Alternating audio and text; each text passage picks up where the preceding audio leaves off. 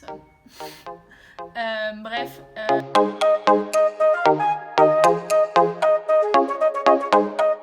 Qui es-tu ? Bonjour à tous, je m'appelle Jeanne-Louise Lops, j'ai 19 ans et je suis actuellement en deuxième année de droit à l'université Paris 2 Panthéon-Assas. Donc je fais une licence de droit français et à côté un diplôme universitaire en droit anglais. Tu voulais faire quoi après le bac ? Alors mes idées elles ont pas trop changé entre maintenant et le bac. En général je considérais tout ce qui était relations internationales, droit, sciences politiques. La seule différence je dirais c'était que je m'orientais plus vers Sciences Po. J'ai passé le concours Sciences Po et tout, je l'ai pas eu du coup à cause... Alors j'avais un dossier C et j'ai eu 9,5 au concours. Quand t'as un dossier C tu dois avoir 14 donc c'est un peu loin. Mais bon, c'est pas grave, je suis heureuse là où je suis. Et aussi, je préparais pas mal. Enfin, j'avais fait des dossiers pour des universités aux États-Unis. Mais bon, j'ai préféré rester en France. Et aussi, j'ai pas été acceptée. Qu'est-ce qui change entre le lycée et maintenant ? Niveau temps de trajet, je vais pas me plaindre, c'est vraiment rien du tout. C'est 20-25 minutes de métro. L'année dernière, c'était 10 minutes à pied, mais voilà, c'est pas. Ça change pas vraiment ma vie.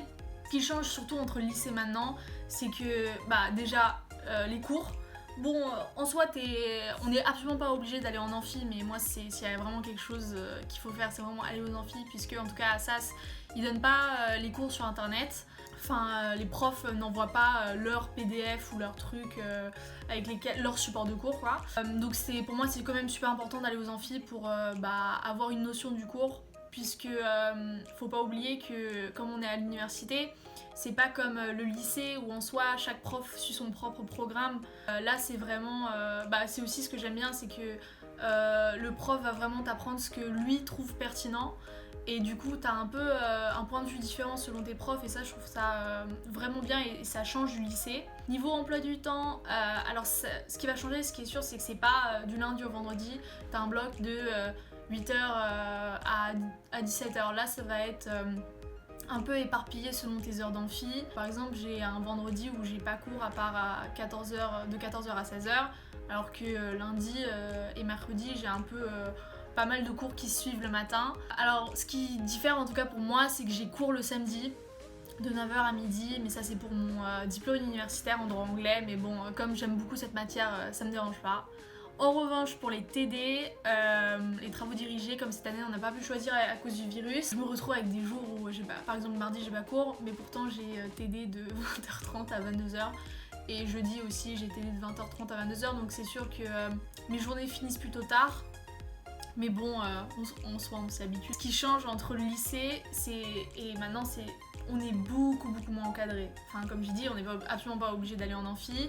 C'est toi et ton organisation, toi et ton mental. C'est pas si tu vas pas à tel cours, tu vas devoir te donner des excuses, sinon tu auras telle heure de colle, sinon voilà. C'est vraiment toi et ta motivation. Parce qu'en soi, personne te force à aller en amphi ou aller en cours ou te rendre à la fac. C'est pour ça qu'à mon avis dans sa tête il faut vraiment se dire je suis obligée, parce que sinon c'est très facile un peu de lâcher prise. Nos cours ils vont être beaucoup plus ils vont vraiment avoir beaucoup de matière et personnellement le lycée il y a tellement de fois où je me retrouve au dernier moment à réviser comme ça vite fait, alors que là tu peux vraiment pas te permettre, surtout à la fin du semestre quand t'as examen et t'as un cours de 100 pages à apprendre, voire plus, c'est vraiment pas la solution. Tu fais quoi en licence de droit ? Toutes les matières ont les mêmes heures en amphi, c'est 3 heures, que ce soit des matières complémentaires ou fondamentales. Alors en fondamental, j'ai droit civil des obligations, donc là ça va être le régime général des obligations, les contrats, la responsabilité et tout. Ensuite j'ai droit administratif et j'ai aussi droit pénal. En complémentaire, j'ai droit des affaires, j'ai histoire des institutions politiques et sociales de l'Antiquité. Ensuite, j'ai d'autres matières mais que je vais avoir au second semestre. Donc, je pense que j'ai finances publiques, principes généraux du droit européen. Après, pour mon diplôme en droit anglais, en ce moment, on fait les contrats. Mais après, on va faire la responsabilité délictuelle, je crois. Et la propriété. Et puis en TD, tout le monde a anglais, perso j'ai choisi en plus espagnol. Comment ça se passe à la fac ? Pour les TD, alors on a par matière fondamentale un TD toutes les semaines de 1h30. Là vraiment il faut vraiment y aller parce que sinon c'est pas zéro, mais on va dire que selon les profs on peut avoir une absence non justifiée, mais sinon rapidement ils vont pas attendre pour mettre un zéro. Les examens, on a des examens fin janvier et fin mai. On commence l'année en fin septembre, début octobre. On a 2 semaines de vacances à Noël, 2 semaines de vacances au printemps. Nous, en tout cas à SAS, on n'a pas besoin d'avoir 10 dans toutes les matières. En tout cas pour l'instant, c'est si par exemple tu as 8 de moyenne au premier semestre, tu auras besoin de 12 de moyenne au second. Si par rapport à ça, je peux faire un lien avec ce qui change vraiment entre le lycée maintenant, c'est que c'est quand même les notes. On passe d'un endroit, personnellement je passe d'un endroit qui était très encadré, où je réussissais plutôt bien, j'avais 14-15 de moyenne, à un endroit où, je crois que l'année dernière, ma meilleure note, si je mets à part l'anglais, c'était 11. Donc il faut vraiment se séparer des notes du lycée, quoi, parce que ça, pour moi ça plonge, et je pense pour un peu tout le monde que je connais à la fac, les notes entre le lycée et la fac, c'est absolument pas la même chose. Qu'est-ce que tu aimes ou n'aimes pas? J'aime beaucoup de choses dans ma fac. Je pense que déjà, les personnes sont toutes très gentilles. J'adore les profs, les professeurs, ils sont vraiment passionnés par ce qu'ils font. On a la chance d'avoir des personnes qui sont vraiment qualifiées, qui font partie des meilleurs.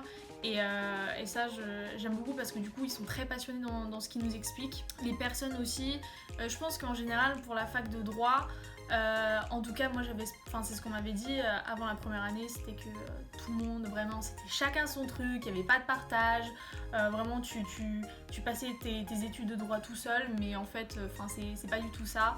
Je trouve que la plupart des gens sont quand même super gentils, sont dans l'entraide, donc ça je trouve ça plutôt cool.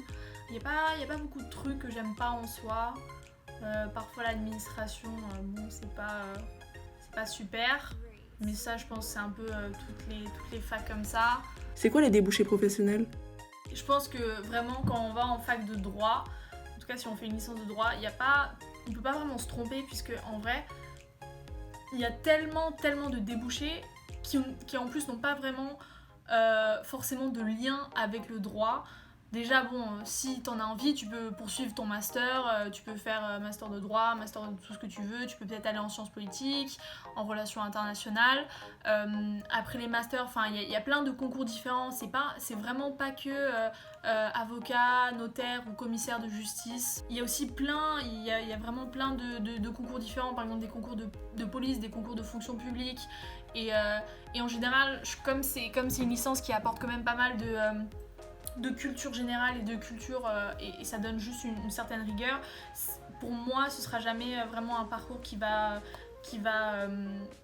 fermer tes portes, qui va plutôt t'en ouvrir plein. Encore une fois, c'est pas que je fais des études de droit donc je peux que faire avocat ou magistrat, c'est vraiment pour moi c'est plein de trucs différents. Tu as une idée de projet professionnel? Alors déjà je vais continuer mes études. Personnellement j'aimerais bien aller jusqu'à un master 2. Si je peux faire une thèse, pourquoi pas. Si j'ai vraiment la chance de trouver un sujet qui me passionne, pourquoi pas faire une thèse. Mais en tout cas, j'aimerais vraiment aller jusqu'au master 2 et en tout cas tenter l'école du barreau. Donc avocat, notaire, ou sinon si j'ai la possibilité aussi de partir aux États-Unis, ça serait vraiment sympa. Comment on entre en licence de droit? Alors Parcoursup, c'est un peu comme tout, c'est Parcoursup. Après, pour un transfert, si par exemple t'as fini ta première année et que tu l'as validé, ça je pense que tu peux aller direct sur les sites en général, faire des transferts.